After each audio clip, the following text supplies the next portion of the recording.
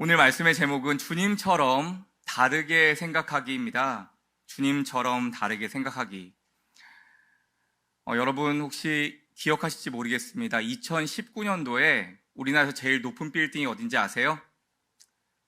잠실의 롯데타워라고 하는데 그 롯데타워에서 불꽃쇼를 했습니다. 아마 신년맞이 불꽃쇼를 한 것 같아요.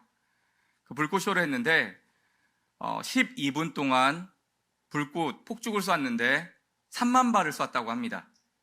12분 동안 비용이 얼마 들었을까요?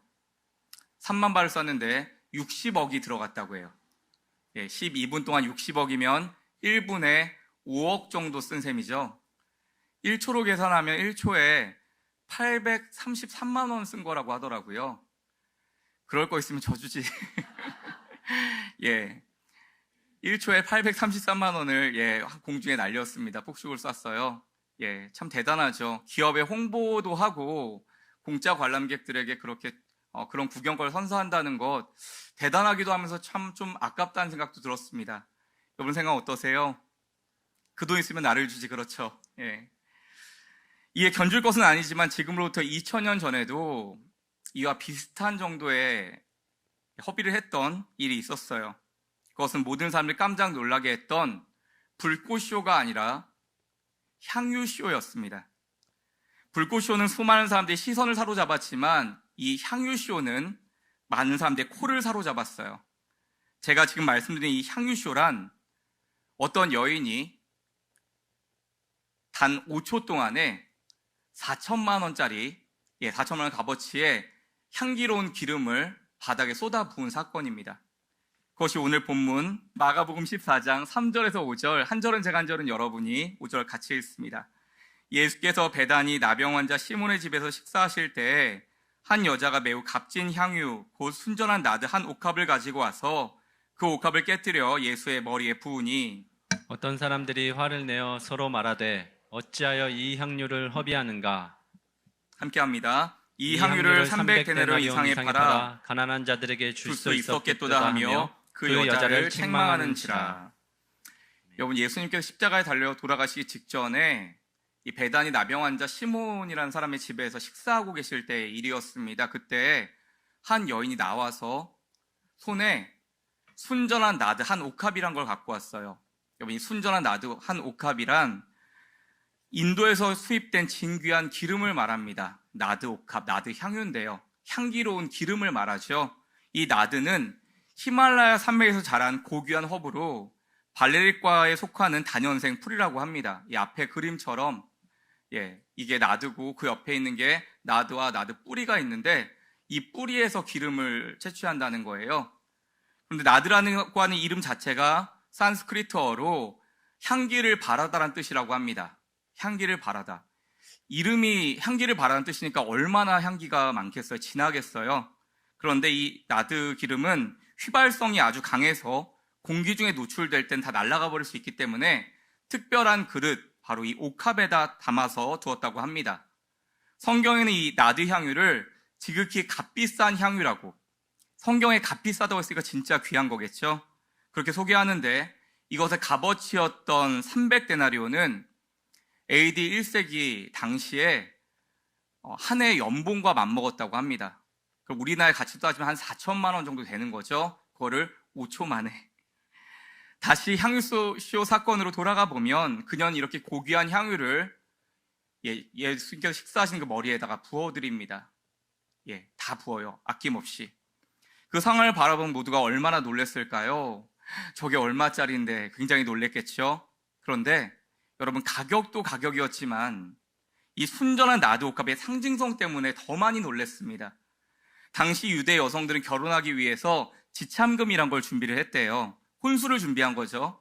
준비를 했는데 부잣집에선 당연히 부모님이 혼수를 잘 준비해 주었지만 대부분의 평범한 유대 여성들은 어렸을 때부터 열심히 이 지참금을 준비를 한다고 해요.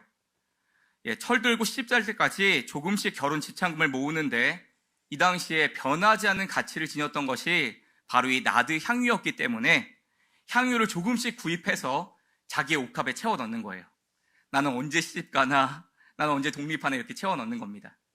그렇게 모였으니까 실로 엄청난 양이었고 굉장한 가치였겠죠.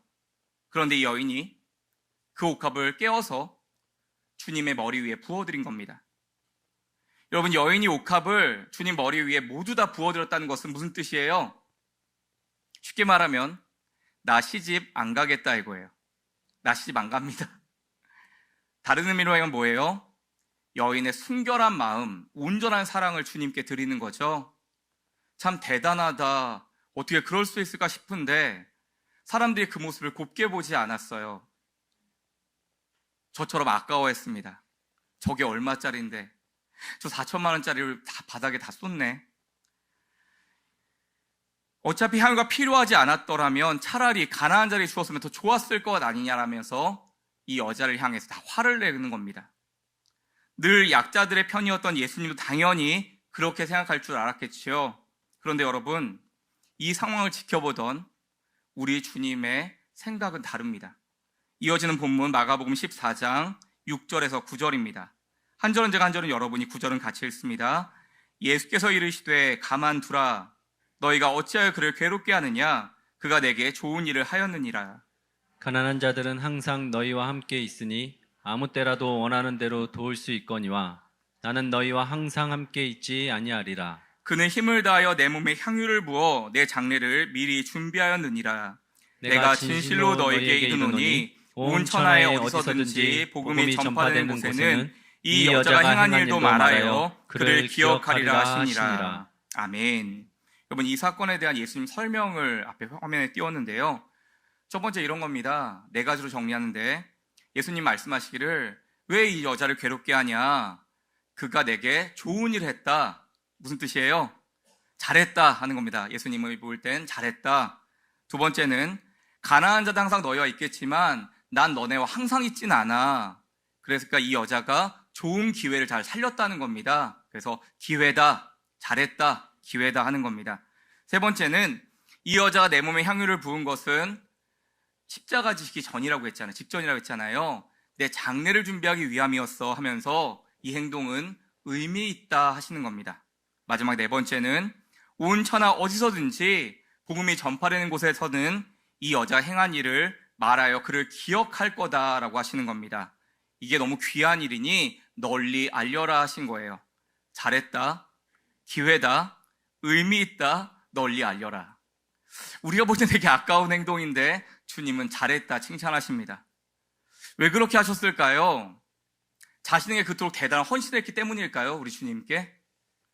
성경을 자세히 보면 그 이유를 알 수 있습니다. 그 이유는 당시에 그리스도라고 하는 메시아가 올 것을 모든 유대인 다 기다리며 살았거든요. 메시아 그리스도가 오시면 우리 다 구원해 줄 텐데 그것만 기다리고 살았는데, 여러분, 그리스도라고 하는 뜻이 기름 부음 받은 자란 뜻이에요. 기름 부음 받은 자. 기름 부은 메시아가 오면, 그리스도가 오면 우리를 구원해 줄 거다 기다렸는데, 여러분, 요한복음 4장 25절 한번 보실까요? 이 이야기는 사마리아 여인이 예수님과 대화 가운데 우물 앞에서 한 얘기입니다. 한번 같이 읽어보겠습니다. 시작. 여자가 이르되 메시아 곧 그리스도라 하는 이가 오실 줄을 내가 아노니 그가 오시면 모든 것을 우리에게 알려주시리이다. 사마리아 여인이 말하는 거예요. 메시아 곧 그리스도라 하는 이가 오시면 우리의 모든 걸 알게 할 거예요. 우리를 구원해 줄 거예요 라고 예수님께 얘기했는데 예수님이 내가 그다라고 하시죠. 메시아 그리스도, 당시 그리스도 기름 부음 받은 자 메시아가 올 줄 알고 간절히 기다리고 있었는데 이 일 때문에 만천하에 드러난 거예요. 뭐요? 오늘 이 여인이 향유를 부었잖아요. 향기로운 기름을 예수님 머리에 부었잖아요. 예수님이 메시아라는 겁니다. 예수님이 바로 기름 부은 메시아이심을 만천하에 드러낸 사건이기 때문입니다. 여러분, 이렇게 그리스도란 기름 부은 자라는 의미가 있습니다. 당시의 기름 부음은 왕이나 제사장, 선지자에게 부어서 직분을 세운 일도 했는데 또 다른 의미로는 제물에다가 기름을 부었어요. 소를 바칠 때, 양을 바칠 때 나의 죄를 대신 죽음으로 갚아달라고 주님 앞에 올려드릴 때, 하나님 앞에 올려드릴 때 그 제물에다 기름을 부었습니다. 무슨 뜻일까요? 이 사건은 십자가 지시기 전에 예수님께서 죄사함을 위한 제물로 세워진다는 의미가 있습니다. 그런 신앙적인 의미가 있어요. 예수님께서 저와 여러분을 위해서 친히 제물 되어 주셔서 그 안에 기름을 부으시고 죄사함의 은혜의 가운을 베푸실 것이라는 걸 모두에게 나타내는 것입니다. 이 여인은 예수님의 메시아 되심을 증거했고요. 우리의 구원 되신다는 생명의 복음을 전했기에 우리 예수님이 그렇게 흡족해 하셨던 게 아니었을까요? 그런데 여러분, 죄송하지만 저는 이 성경적인 설명이 그렇게 제 마음에 와닿진 않더라고요. 그래도 그 기름이 얼마짜리예요? 4천만 원짜리잖아요. 그냥 단순하게 참 대단한 희생이다. 내가 만약 그 자리에 있었다면 그렇게 할 수가 있었을까? 이 정도로 제가 생각을 했었어요. 그런데 지난 주간에 한 집사님과 차를 마시다가 우연히 이 향유 부은 여인 이야기를 나눴거든요. 근데 그 집사님이 자기는 다르게 생각한다고 이렇게 말씀하시는 거예요. 목사님, 그 여인의 행동은 아마 영원히 잊혀지지 않는 향기로 남았을 거예요 하는 겁니다. 영원히 잊혀지지 않는 향기로 남았을 거다 하시는 거예요. 여러분, 별거 아닌 것 같은데 저는 이 이야기를 들으면서 등 뒤에서 소름이 쫙 돋았어요. 왜냐하면 이 향유 부은 여인의 이야기를 마르고 닳도록 읽고 봤는데 이 이야기에 대한 명확한 설명이 저한테 이거였거든요. 아, 이 여인의 일은 영원히 기억되는 향기구나. 왜냐하면 향유 부은 여인의 행동이 몇 년 전이었어요. 2000년 전에 여러분 베다니 나병 환자 시몬의 집에서 예수님이 식사하실 때 있었던 일이거든요. 그러니까 그 공간에서 그 향기가 진동했겠죠. 4천만 원짜리 향을 다 부었으니까 향기가 진동했을 텐데 저는 그때 그 향기가 거기서 진동하고 많은 줄 알았는데 그것이 아니라 예수님 말씀처럼 온 천하 어디서든지 이 여인의 행동은 영원토록 기억될 거라고 하신 겁니다. 여인도 영원토록 기억될 거다. 예, 그래서 이 여인의 이야기는 성경을 조금 아는 사람들이라면 모두 다 아는 얘기가 됐어요. 그래서 제가 확인해 봤습니다. 저희 집에 중학교 3학년 아이한테 물어봤어요. 니네 향유 부은 여인 얘기 알아? 그러니까 다 안다는 거예요. 그러면서 저희 둘째는 막 저한테 설명해 주는 거예요. 예수님 머리 위에 향유를 부었어요. 발을 막 머리로 닦았어요. 막 얘기하는 거예요. 그렇습니다. 이렇게 향유 부은 여인의 이야기는 정말 우리 모두에게 영원히 기억 남는 이야기, 아니 영원한 향기로 남아있지요. 세상 논리로 보면 낭비였고 헛비였지만 사랑하는 주님 앞에 아낌없이 보여드렸던 이 여인의 헌신이 2000년이 지난 지금까지도 영원토록 우리에게 잊혀지지 않는 향기가 된 겁니다. 우리에게는 잊혀지는 향기가 되었지만 우리 주님께는 영원토록 살아있는 향기가 된 것이겠죠. 여러분, 이 이야기를 통해서 주님이 우리에게 알려주시는 지혜는 우리가 일상에서 마주하는 모든 것들을 한번 다르게 생각해 보라는 겁니다. 주님처럼 다르게 생각해 보는 것입니다. 세상의 가치, 세속의 가치로 보면 그 4천만 원 얼마나 아까워요. 그런데 그냥 그 가치가 아니라 하나님 나라의 가치로 다시 한번 되짚어서 생각해 보자는 거예요. 우리는 그 아까운 4천만 원에만 주목했는데 바닥에 떨어진 그것만 아까워했는데 우리 주님은 4천만 원의 그 가치가 아니라 그것을 드리는 여인의 중심을 보셨다는 거죠. 그것은 세상의 흐름, 세속의 흐름을 따라가는 것이 아니라 예수님의 마음, 그것을 보여주는 말씀의 흐름을 따라가는 길입니다. 우리 주님 마음이 지금 어디에 머물러 있는지를, 우리 주님은 어떤 사람을 지금 바라보고 있는지를, 우리 주님은 지금 어디에 마음을 쏟고 있는지를 그것을 생각해 보라는 거예요. 그것을 제대로 알고 반응하는 것이 우리 그리스도인에게 가장 중요하다는 거겠죠. 사랑하는 여러분, 우리 교회 주중센터가 탄현역 앞에 있는 거 아마 거의 다 아시죠? 진짜 많은 분들이 주중센터에 오세요. 생각보다 정말 많은 분들이 오십니다. 그래서 너무 활기차게 이 주중센터가 살아가는 것 같아 감사해요. 오셔서 다손이 신방도 받으시고 신앙 상담도 하시고, 커피향이 너무 좋거든요. 커피향과 함께 교제도 하시고, 그렇게 뜨겁게 기도도 하시고 모임도 잘 가지시고 너무 잘 활용하고 있어요. 저도 너무 좋습니다. 주중센터 한번 들어오면 나가기 힘든 곳이 거기입니다. 너무 좋아서요. 그런데요, 이렇게 좋은 주중센터에 딱 한 군데 안 가고 싶은 장소가 있어요. 절대 가고 싶지 않은 장소가 있어요. 딱 한 군데. 어딜까요? 1층 남자 화장실이요. 오래된 상가 공용 화장실인데 냄새가 정말 숨이 막힙니다. 청소해 주신 분들이 너무 귀하게 열심히 청소해 주고 관리해 주시는데도 워낙 오래된 상가 화장실이고 상가 전체 사람들이 사용하는 화장실이라 그런지 냄새가 정말 많이 심합니다.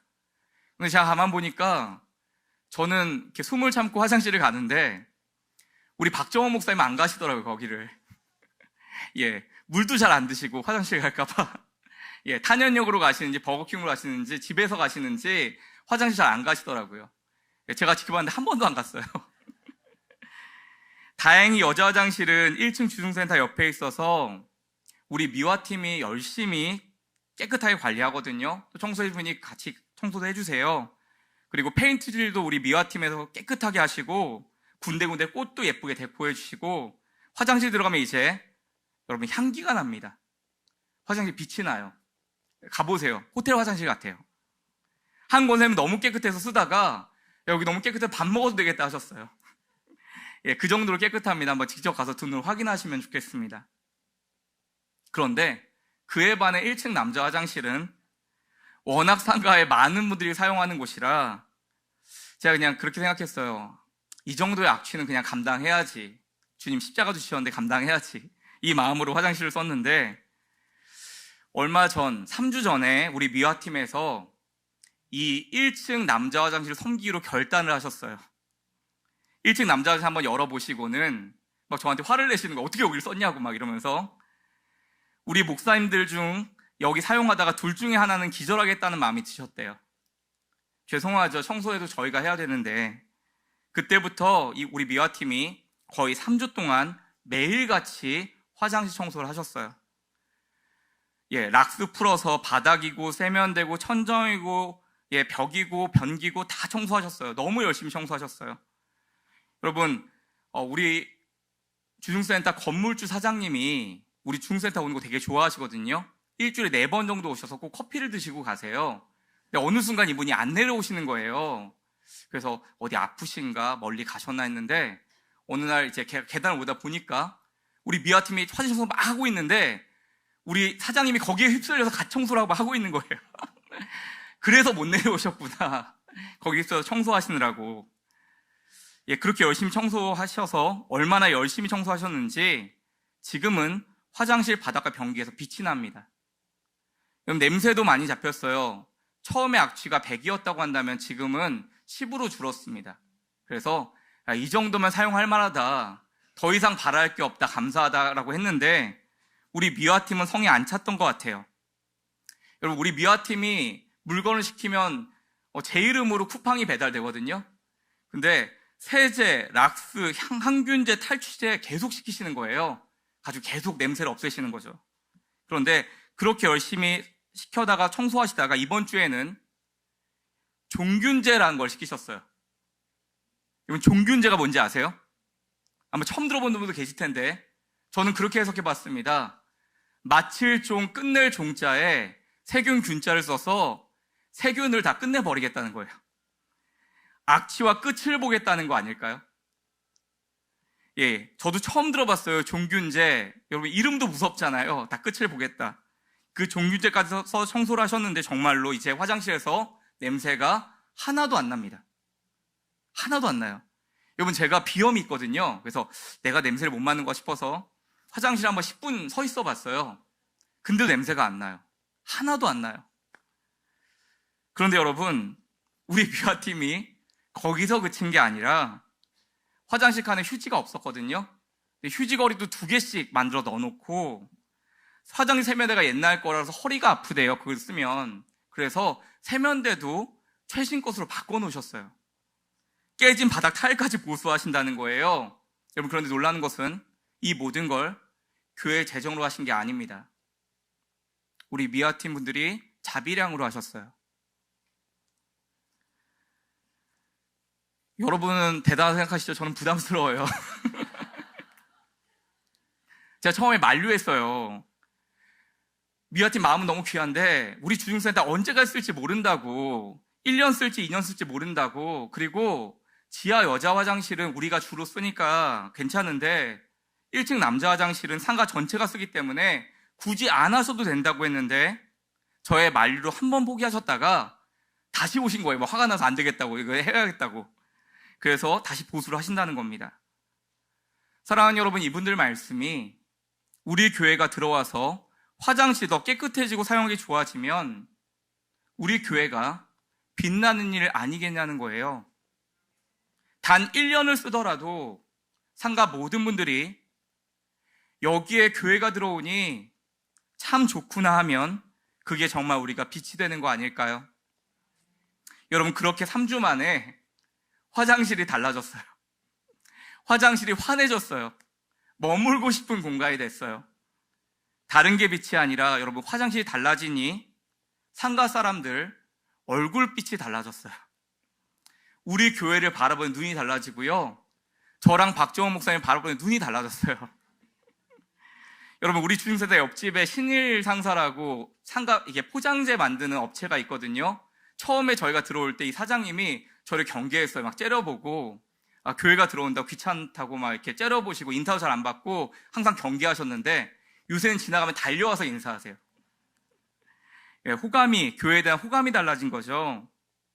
여러분, 이렇게 생각할 수 있습니다. 다 같이 쓰는 상가 화장실인데 이거 너무 과한 수고 아닌가요?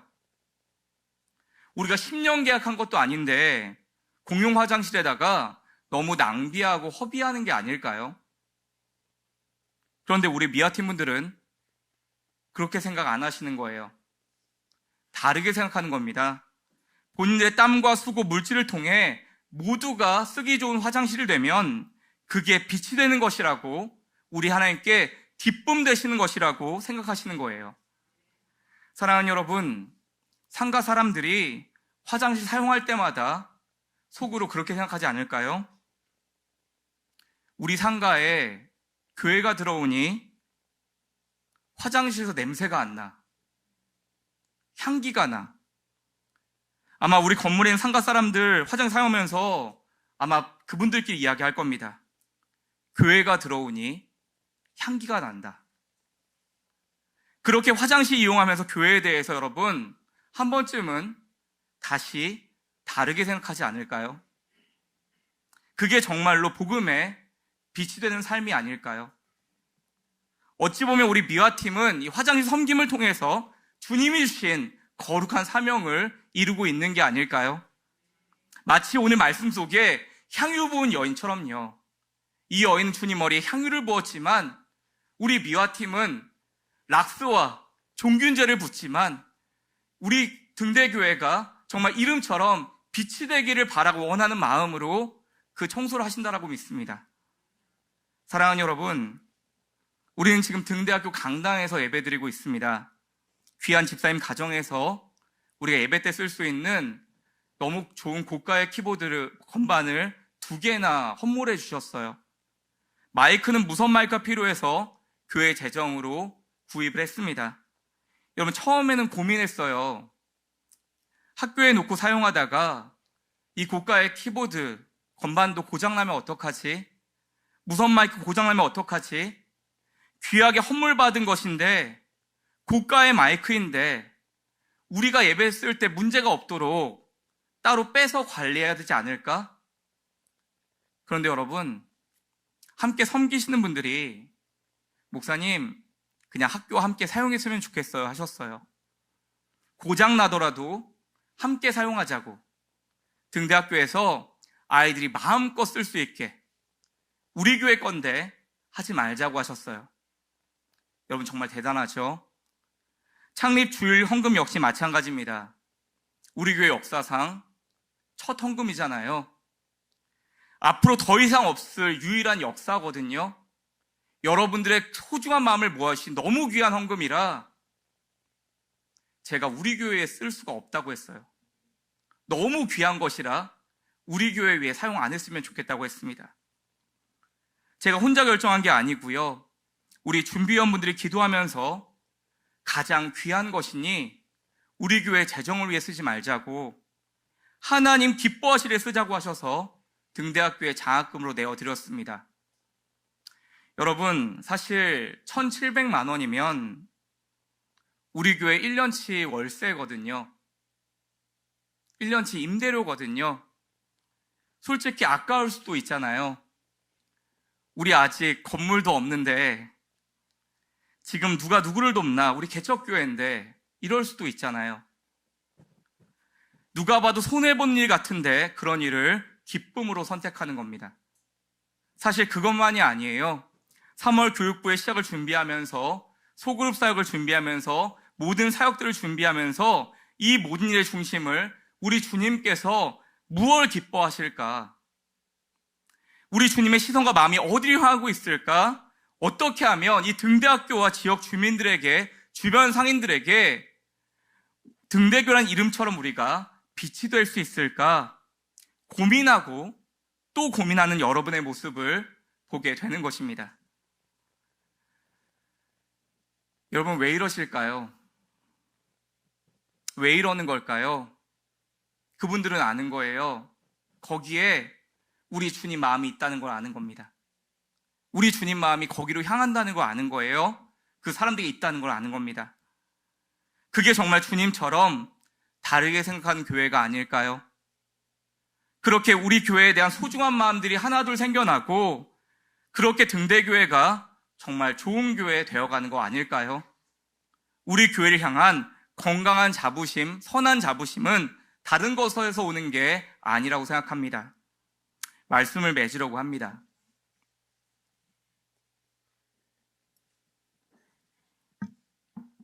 베이직 교회를 섬기시는 조정민 목사님은 사람이 선물이다라고 하는 책에서 이렇게 말합니다. 사랑은 거룩한 허비입니다. 사랑은 아름다운 비효율입니다. 사랑은 자발적인 남용입니다.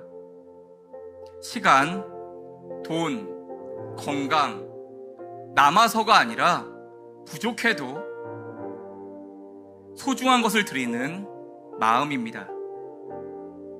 거룩한 허비, 자발적인 남용, 그래도 부족해도 소중한 것을 드리는 마음, 그 마음으로 그 여인이 주님 머리에다가 향유를 부어드렸어요. 화장실 섬기는 우리 미화팀의 헌신이 바로 이 마음 아닐까요? 등대교회 학교와 지역사회 빛이 되길 고민하는 여러분의 마음인 줄 믿습니다. 많은 사람들이 이렇게 얘기해요. 교회는 달라야 한다. 교회라면 달라야지. 흔히 듣는 말이에요. 얼핏 들으면 비난의 말 같지만 여러분, 또 다른 의미로 생각해 볼 수 있어요. 교회는 달라야 한다.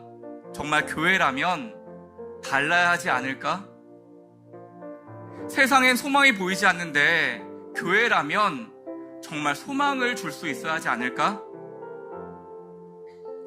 그래도 교회가 소망되었으면, 여러분, 교회가 정말 소망이 되려면 세상과는 다르게 생각하고 움직여야 할 것입니다.